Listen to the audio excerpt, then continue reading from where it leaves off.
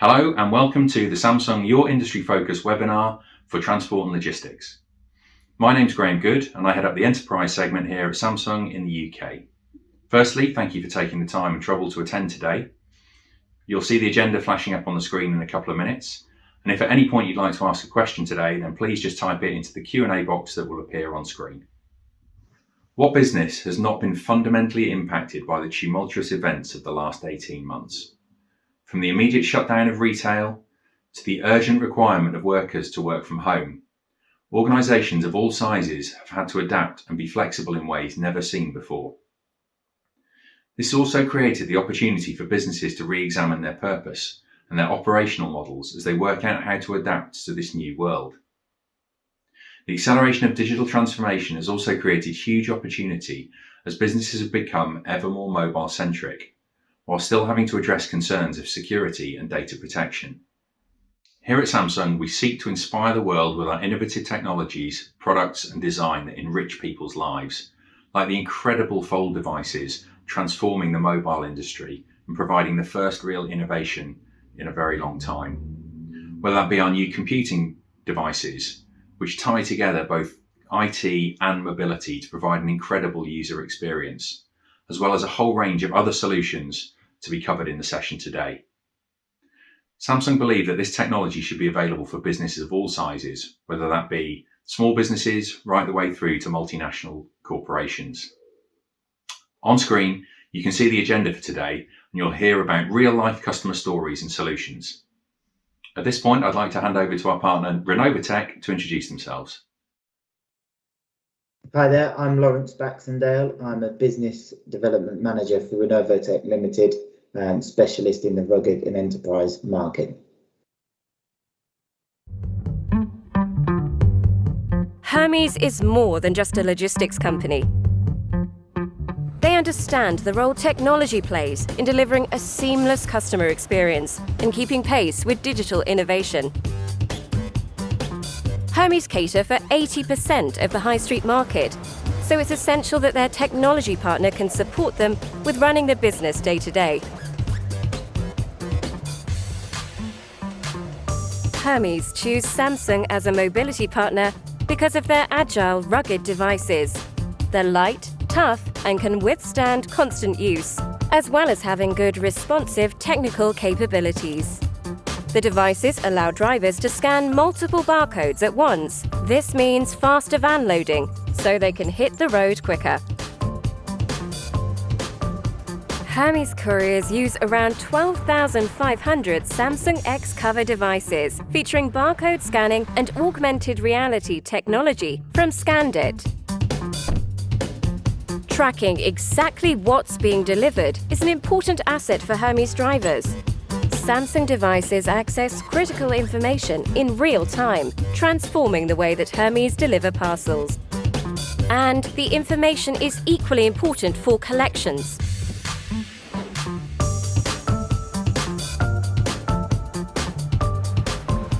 Like Hermes' innovative My Place service. A safe place photo is sent to a courier in real time. Then the driver sends a photo of the delivered parcel back to the customer as confirmation. Samsung devices are known by their built-in defense-grade security, but in addition to that, Hermes store all their data in the cloud, not the devices, just in case they ever get lost or stolen. At Hermes Tech Hub, IT services continue to collaborate with Samsung, developing new pickup and collection solutions that will ultimately provide a better delivery experience for Hermes customers.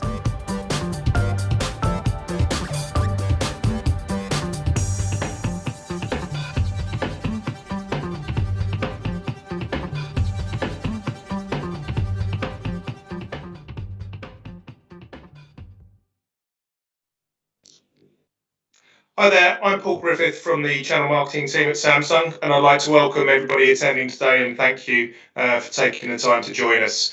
I'd also like to take the opportunity to introduce Sam Hitchcock, who's our transport and logistics specialist here at Samsung. Sam, there's obviously two quite different industries probably being affected in different ways by the events of the last 12 to 18 months. Could you just talk to us for a little while about what you're seeing in those worlds in terms of challenges and insights? Yeah, certainly. Thank you, Paul. I guess, as you said, transport and logistics have become increasingly complex over the past few years. So forcing supply chains to completely transform and meet new challenges. And I mean, those are a host of challenges, as we know, with the current COVID pandemic. But I think from a top level down, they're overextended staff. They've got complex compliance requirements and increasingly high customer expectations around service and instant information, so delivery of information. If we look at, say, logistics with the pandemic, we've seen a huge increase in fulfillment centres and cold stores. That also in preparation for Brexit, but also with a 60% increase in revenue from online demand. It's seen those logistics companies have to spin up, bring on new staff. For example, Hermes had to spin up 10,000 new staff. At the beginning of the pandemic to be able to meet the requirements.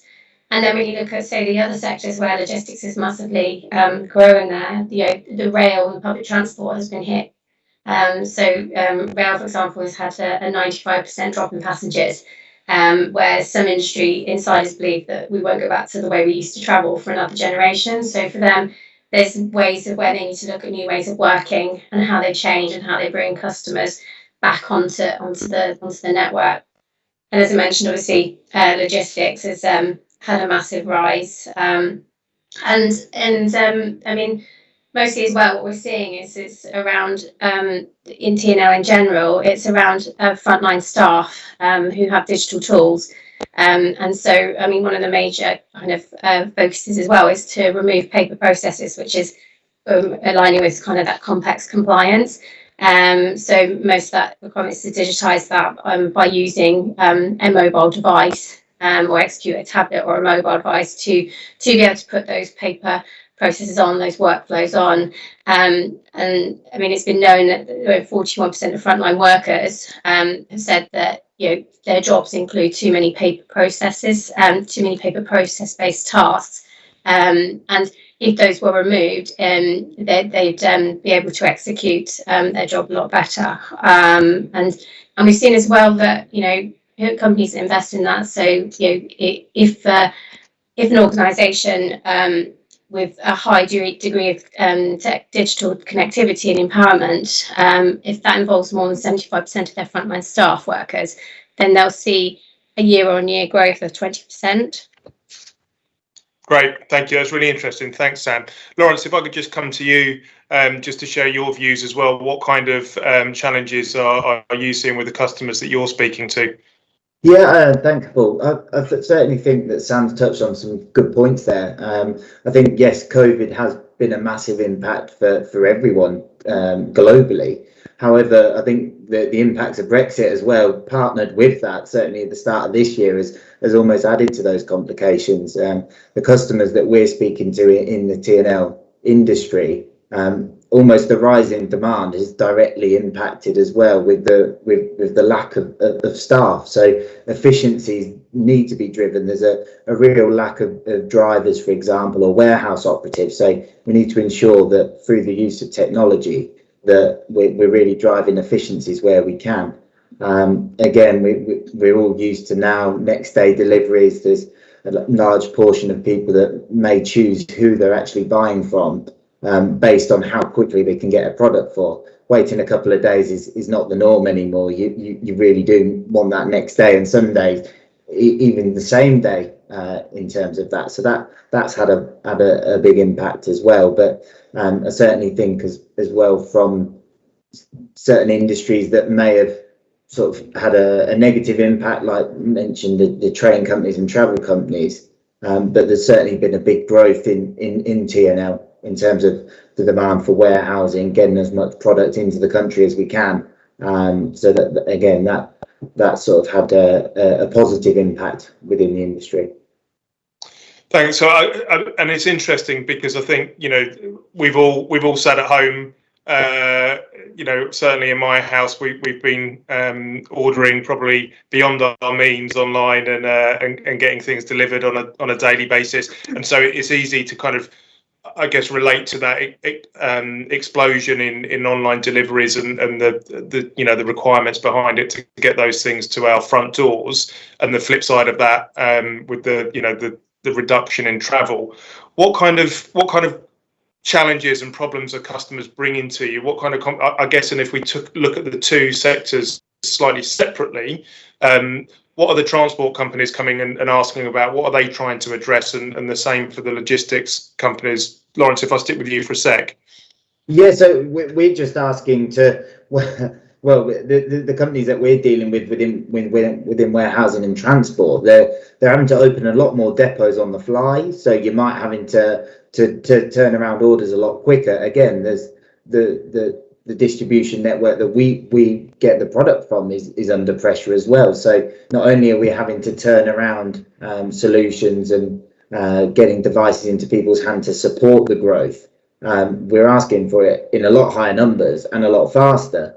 But likewise, I think some of, like you've mentioned, the transport companies have actually taken a step back with the reduction in passengers and have been able to look at the technology they're using and really use it as a time for change.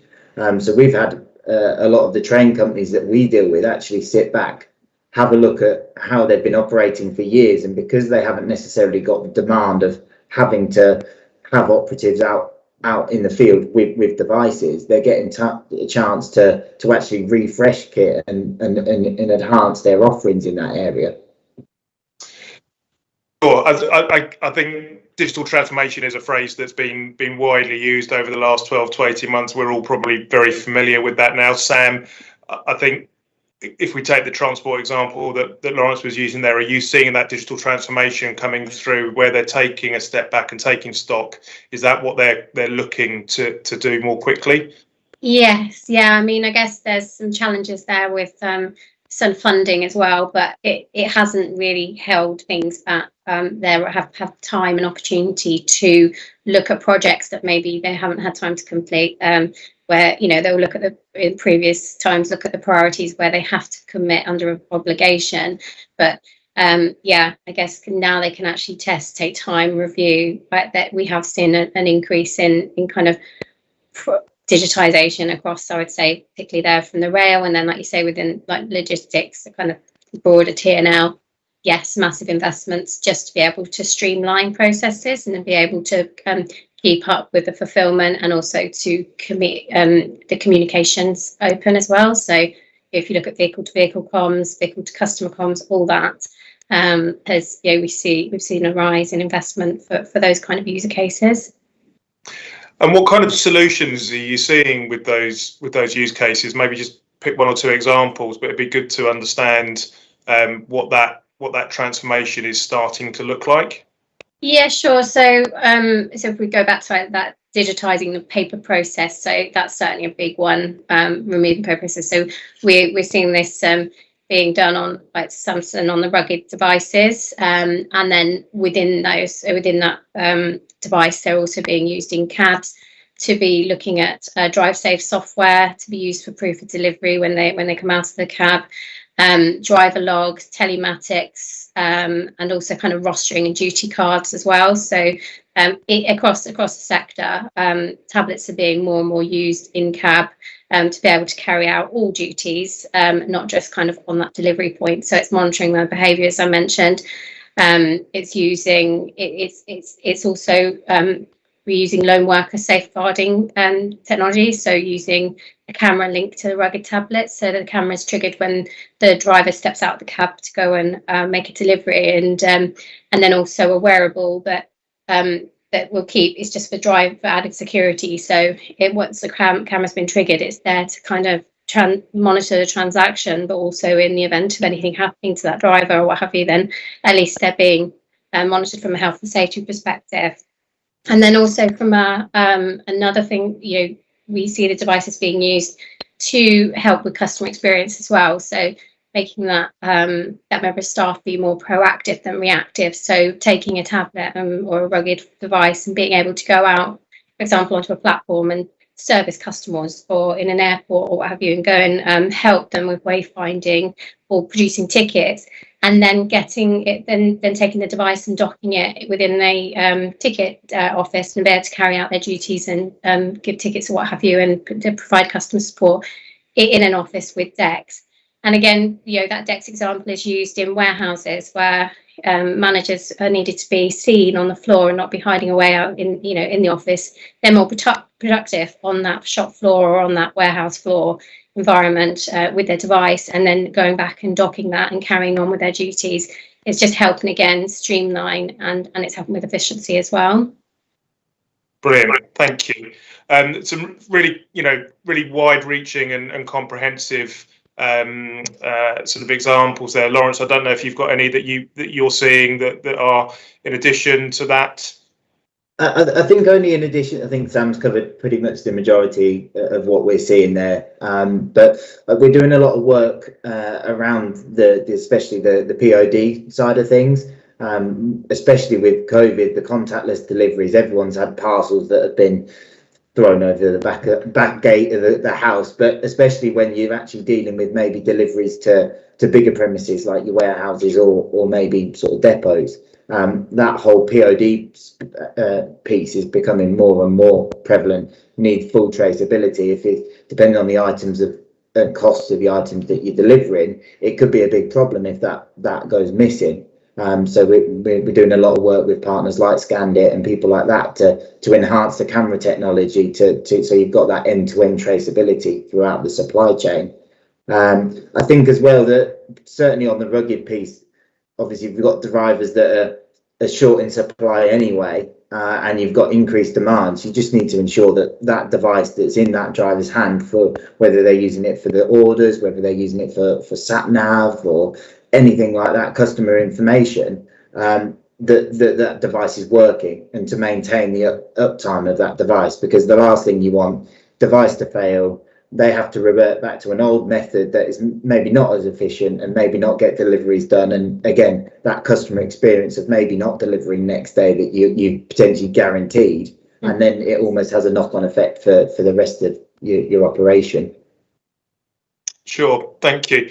Just a reminder for the guys on that have joined us today to enter any questions into the Q&A box that you see on screen, and we'll cover those off towards the end of the session with Lawrence and Sam. You've mentioned rugged devices a couple of times there between the two of you in the responses you've given so far. Sam, if I could ask you a little bit more about the range of Samsung devices, rugged devices, just to explain a bit more about those.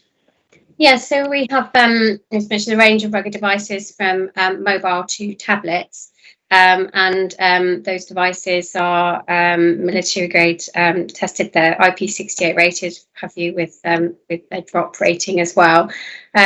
These devices also sit within our Enterprise Edition range, so they come with the first year of Knox Suite for the first 12 months, and then being that they're also on that range, that they have a guaranteed 2-year product life cycle as well. The specs don't tend to change very much within that rugged lineup. It's more on not the spec, but the form factor. It's the spec that is always sort of improved on as we refresh those. And then there's you get a 3-year enhanced support as well with that. So I mean that's in alignment with Renovotec, and it's kind of a man in a van just to go and swap out that device. So say for example that driver has a damaged device, it's just to help with keeping that supply chain going and helping them from reverting to old methods of work. And then as well with those rugged devices, there is a 5-year security maintenance patch as well across the rugged range, which is very good in terms of our competitive landscape there. And I forget to mention, we've got push to talk functionality on those devices as well. So you can use walkie-talkie mode. So spin up a team that you need to communicate with at a push of a button.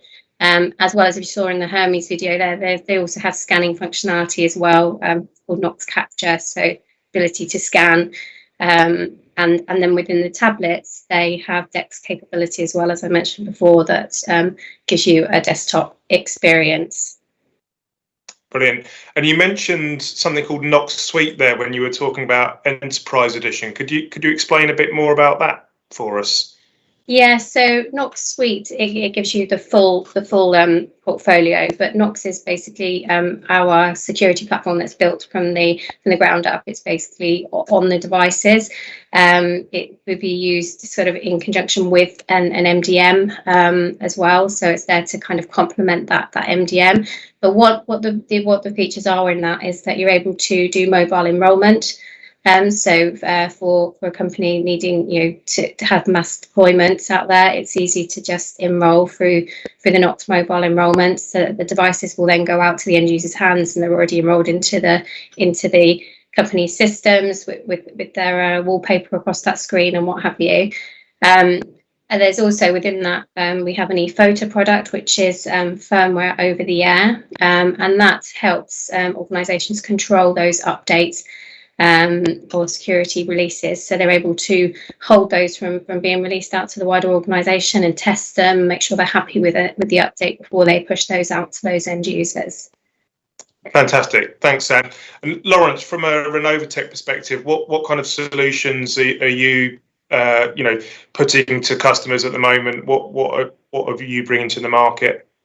Yeah, so from a Renovotec point of view, we're obviously seeing probably what a lot of you guys are seeing in terms of we're supplying a lot of rugged tablets with the use of third-party mounts for use within forklifts for warehousing and distribution environments. That said, we really sort of try and focus ourselves on offering the service in terms of making sure that solution is the right solution for you. So working with customers, identifying what the process is, what their application is within the T&L environment, and then recommending a solution off the back of that. We don't really have although we supply a lot of product and hardware, it'd be very rare of us just to supply one device without seeing what it was actually being used for. So we tend to, as well, we mentioned about the rugged sort of element. We're seeing a lot of the X-Cover series of devices that we're using more and more as driver devices, as the technology, in terms of what I've mentioned before, working with partners like Scandit, it really does give you a cost-effective solution. You guys as Samsung have obviously been doing the Android piece a lot longer than some of the rugged enterprise manufacturers, so we're seeing a lot of uptake in actual driver devices, whether they're mounted in cab for the charging and full day usage. So we're seeing a lot of that. So it sounds like the kind of the smartphone or Android tablet route is potentially opening up opportunities. Are you seeing that as a shift in general? Yeah, I think we are, and I think probably one of the big things that has sort of kicked off that shift is historically you've had a lot of Windows-based operating systems within the warehouse distribution environment, a lot of legacy old kit that has probably been mounted to a forklift and been there for the last 20 years and not really changed too much. But certainly with the way that the industry has moved in terms of that Android operating system, it has really opened the door, and we're seeing a lot of uptake in your likes of your rugged Samsung devices that are being used in the warehouse for forklift applications. But the beauty of what you've got there is, if historically you've had a fixed point mobile computer mounted to a forklift, it wasn't possible to pick it up and go and use it for another application. So we're seeing shift managers maybe use those tablets when they're not in use for put away or for loading or moving items around, for maybe walking around and monitoring what's going on within the warehouses, using it for loading of vehicles, or using any sort of software for ensuring that the space on trucks and lorries is used as best possible. So yeah, we have seen a lot more of a shift since, I guess, the adoption of Android. So it sounds like there's lots of flexibility and scope that's offered by that kind of adoption, and you've mentioned kind of accessories and stuff there. So Sam, it sounds like there's potentially a bit of a wider ecosystem. Are there sort of specialist accessories and things required for some of these solutions? Yeah, there is, and we have a specialist partner program where those accessories are approved, Samsung approved, and obviously available through obviously the ecosystem. So, in terms of those mounts on the forklift or on cages, wrist straps, what have you, even down to actually tire pressure monitoring through the phone as well. So yeah, that's one that we're working with at the moment. So yeah, it's we like to kind of be on top of what the industry is doing, understanding it, and kind of bringing thought leadership to the table, and recommending these different elements that help bring the full piece together. Brilliant, thank you. We've got a couple of questions from the floor, so I'm just going to put a couple of those to you. The first one is actually around what do we see as the next big technology within T&L? So Sam, maybe if I come to you first, and then Lawrence, you can add anything that you're seeing. But what are your thoughts on that one? I think if we look from a technology perspective, it's probably the investment in 5G devices and connectivity across sites and across cabs and trains and what have you. It is a big word that's just talked about, and we're starting to see an adoption to that. And I think that's going to help bring a lot more efficiency and streamline as well, because it's going to help speed up communication to be able to cope with larger fulfillments as well. Within distribution centres and between in any warehouse hubs and what have you. So 5G, Lawrence, are there any other technologies that you think, or would you go along with the 5G view?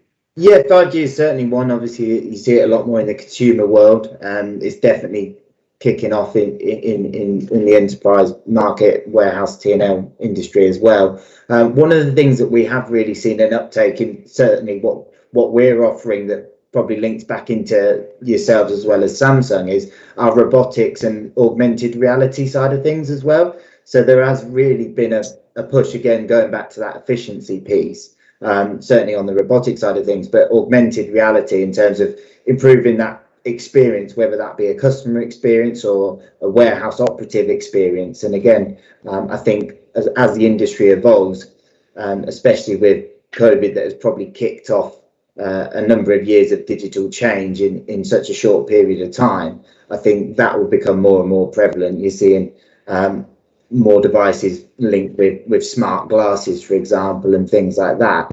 I think that probably be where it goes to next. And we have seen that in some of the other sectors as well, where they are using robotics more so, I guess, and drones and that. So yeah, it's definitely. That sounds really exciting, and I guess 5G is an enabler for a lot of that technology as well. So it would be interesting to sort of watch that space over the coming months and years. There was also a question for you, Sam. You mentioned something called DEX earlier. Could you just? I think there's just a bit of uncertainty about what that was. Could you just clarify what DEX is for us, please? Yeah, so DEX is our desktop experience. So basically, you're able to take your device and with a keyboard and a monitor, be able to have a basically desktop experience. So you can connect, you can use VMware or Citrix or what have you, or just through Office 365. You're able to kind of access systems or just spin up into the cloud to be able to work remotely. So it just means that if you're out traveling about, or as I mentioned, a warehouse operative manager that needs to come out onto the floor, they're able to work from their device and then take that back and dock it, or in some instances, in some of our products, it's wireless, and able to work using the desktop experience. It's a clear use case. Brilliant. In terms of how the two businesses work together, Lawrence, how does Renovotec and Samsung what does that partnership look like?